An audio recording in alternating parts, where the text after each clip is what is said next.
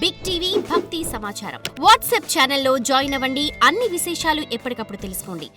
గురుగారు, ముఖ్యంగా పితృదోషాలు చాలా మందికి కూడా అంటే ఇంట్లో సమస్యలు బాలేకున్నా లేకపోతే ఆరోగ్య సమస్యలు బాలేకున్నా చూపించుకున్న వెంటనే పితృదోషాలు ఉన్నాయని చెప్తూ ఉంటారు. అసలు పితృదోషాలు ఎందుకు వస్తాయి ఏంటండి? మరి పితృదోషాలు అంటే మనకు పెద్దలకు శార్ధకర్మలు నిర్వర్తించకుండా చేసినటువంటి పాపాలనే పితృదోషాలుగా పరిగణించుకోవచ్చు. ఎందుకంటే పితృదోషాలు అనేటువంటివి ప్రతి ఒక్క మానవ జీవితంలో ఉండేటువంటి సమస్యలు. అందులో మనము శార్ధకర్మలు చేసుకొని కొన్ని నివృత్తి చేసుకోవచ్చు. ఆ శార్ధకర్మలు అనేటువంటివి మనిషి చనిపోయిన తర్వాత కర్మ రూపంలో మనము వారికి పెట్టే పిండ ప్రదానాలు, నైవేద్యాలు, ఇవన్నీ మనకు పితృదోషాలు తొలగిపోయే అవకాశం ఉంటుంది. ఎందుకంటే పితృదోషాలు అనేటువంటివి మనకు కర్మ అనుసారంగా మనకు వస్తూ ఉంటాయి. ఎందుకంటే మనం చనిపోయిన తర్వాత తల్లిదండ్రులకు పిండ ప్రదానం చేయకపోవడము లేదా శార్ధకర్మలు సరిగా నిర్వర్తించుకోకపోవడం వలన మనకు పితృదోషాలు అనేటువంటివి ఏర్పడతాయి. ఆ పితృదోషాలు అనేటువంటివి మనము ప్రసాదం నైవేద్యంగా మరి దేవతలకు పెట్టిన విధంగా కూడా మనము వాళ్ళకు నైవేద్యాలు పెట్టడానికి వీల్లేదు. ఎందుకంటే మనము ఏదైనా దేవుళ్ళకు నైవేద్యం ఎక్కించేటప్పుడు ఓం ప్రాణాయ స్వాహ అంటాము. అలాగా మనము మరి ఫోటో దగ్గర కూడా నైవేద్యాలు పెట్టి స్వాహ అనడానికి వీల్లేదు. ఎందుకంటే స్వాహ అంటే అగ్నిదేవుని భార్య. మరి ఆ అగ్నిదేవుడి భార్యకు మనము నైవేద్యం చేసిన విధంగా వెళ్ళిపోతుంది.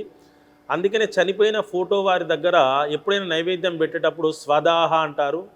ఆ స్వదాహ అన్నప్పుడు మాత్రం మన పితృదేవతలకు ప్రసాదాలు చెందుతాయి. కాబట్టి ఇలాంటి పితృదోషాలు జరగకుండా రాకుండా మనము పెద్దలకు సంబంధించిన శార్ధకర్మలైనటువంటివి చక్కగా నిర్వర్తిస్తే ఇలాంటి పితృదోషాలు రాకుండా ఉంటాయి. గురుగారు, చనిపోయిన వారి ఇంటికి వెళ్ళినా లేకపోతే చనిపోయిన ఆ సమయంలో ఇంటికి వెళ్ళినా చాలామంది కూడా తలస్నానం చేసి ఇంట్లోకి అడుగు పెట్టాలి అంటూ ఉంటారు. ఒకవేళ కనుక ఆ విధంగా స్నానం చేయకుండా ఇంట్లోకి వెళ్తే ఏమైనా దోషాలు వస్తాయా? వస్తే ఏం చేయాలి అంటారు? మరి ఇప్పుడు చనిపోయిన ఇంటి నుండి మనము వెళ్ళినప్పుడు మనం తలంటు స్నానం ఎందుకు చేసుకోవాలనుకుంటే మనకు ఏ యొక్క పాపమైనటువంటిది మన శరీరానికి తగినది కాదు. మరి తల వెంట్రుకల నుండి కానీ శిరోజాల నుండే మాత్రమే మనకు ఈ యొక్క పాపం అని అంటుకుంటుంది అంటారు. మనము అలాంటి ప్రదేశాలకు వెళ్ళి ఇంటికి వచ్చి స్నానం చేసుకుంటే మన తలపై నుండి కూడా మనకు ఆ విధంగా పాపాలు తొలగిపోతాయని చెప్పేసి మనం తలంటు స్నానం చేసుకోవాలంటారు. ఎందుకంటే ఏ యొక్క భాగం కూడా మన శరీరంలో వదిలేసినా కూడా మనం ప్రాణాలతో జీవించడం చాలా కష్టము.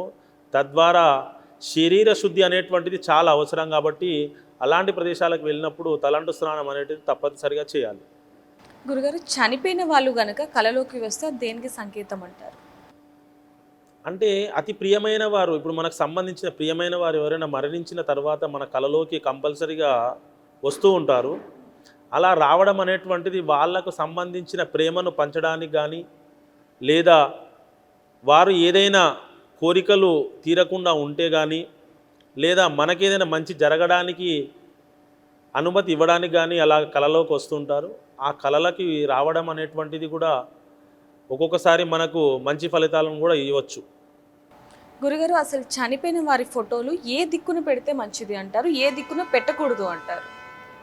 మరి చనిపోయిన వారి ఫొటోస్ చాలామంది దేవుడి గదిలో పెడుతూ ఉంటారు. అలా పెట్టొద్దు. ఎందుకంటే మనకు దేవతామూర్తులు అనేటువంటివి వేరే, పితృదేవతలు అనేటువంటివి వేరే. మనము తల్లిదండ్రులను దైవాలుగా భావించవచ్చు, కానీ ఆ దైవాలతో సమానంగా వారి ఫోటోలను మరి దేవుడి గదిలో పెట్టకూడదు. ఎందుకంటే వారు పితృదేవతలు. వారు ఆ గణంలోకి వెళ్ళడానికి అర్హులుగా ఉన్నవారు పితృదేవతలు అంటారు. దేవతలకు సంబంధించిన పూజా కార్యక్రమాలు చేసుకునే విధంగా మనం తల్లిదండ్రులకు చేయలేము. ఎందుకంటే వారు పితృదేవతలు. కాబట్టి పితృదేవతలను ఇంట్లో ఎవరైనా దేవతామూర్తుల పక్కన కానీ దేవతా గదిలో కానీ పెట్టకూడదు. అవి నిర్దిష్టమైన ప్రదేశాలు, అనగా దక్షిణ దిక్కులో కానీ ఉత్తర దిక్కులో కానీ అలాంటి ప్రదేశాలలో వారికి ఆ ఇంటికి అనుసంధానంగా ఉన్న ప్రదేశాల్లో మాత్రమే పెట్టవచ్చు. అలా పెట్టడం వల్ల కూడా కొన్ని సమస్యలు, ఇప్పుడు దేవతామూర్తులతో పెట్టడం వల్ల కొన్ని సమస్యలు కూడా మనకు ఎదురవుతుంటాయి. అలాంటివి ఎదురు కాకుండా సంక్లిష్టమైనటువంటి పరిస్థితులను మనము అర్థం చేసుకొని అవి పెట్టవలసిందిగా ప్రతి ఒక్కరికి మనము చెప్పడం జరుగుతూ ఉంటుంది. గురుగారు, ఎవరైతే చనిపోతారో వాళ్ళకి సంబంధించి అలాగే ఏదైనా సరే ప్రియమైన వస్తువులు వాళ్ళ దగ్గర ఉంటే వాళ్ళు ఈ లోకాన్ని విడిచి వెళ్ళలేరు అంటూ కూడా కొన్ని వార్తలు వస్తూ ఉంటాయి. అది ఎంతవరకు వాస్తవం అంటారు? మరి చనిపోయిన వారి వస్తువులు, ప్రియమైన వస్తువులు ఎవరి దగ్గర అయినా కానీ ఇంట్లో వాళ్ళ దగ్గర ఉన్నప్పుడు చాలామంది అపోహ పడుతూ ఉంటారు. వారికి ఏదైనా నష్టం కలుగుతుందా, చనిపోయిన వారి నుండి మనకి ఎలాంటి ఇబ్బందులైనా వస్తాయా అని చాలామంది సందేహాలు ఉంటాయి. కానీ అటువంటి సందేహాలు పడవలసిన అవసరం ఏమీ కూడా లేదు. ఎందుకంటే పితృకర్మల దోషము ప్రభావంగా అలాంటివి చెడు ఫలితాలు వస్తాయి. కాబట్టి చనిపోయిన వారి నుండి ఎటువంటి యొక్క ప్రమాదం కూడా ఉండదు. ఎందుకంటే వారు కర్మ తరువాత వారి ఆత్మ ఈ లోకాలను వదిలి ఎలాగో వెళ్ళిపోతుంది. వారికి సంబంధించిన వస్తువులను మన దగ్గర పెట్టుకొని మనము పదే పదే వారి గురించి ఆలోచించడం వలన మనకు అలాంటి ఆలోచనలు భయంకరమైన రూపంలో కూడా వస్తుంటాయి. కాబట్టి ఈ యొక్క వస్తువులను మనము ఏ విధంగా అయినా మనం వదలాల్సినవి వదిలేస్తే మనకు మంచి ఫలితాలు కూడా వస్తాయి. కొన్ని వస్తువులు మనం వదలలేని పరిస్థితిలో ఉన్నా కూడా దానిని మార్చుకొని మనము ఆ వస్తువులను మన దగ్గర పెట్టుకోవడం కూడా మంచి ఫలితాలను కూడా ఇవ్వచ్చు. For more videos like this, subscribe Big TV channel.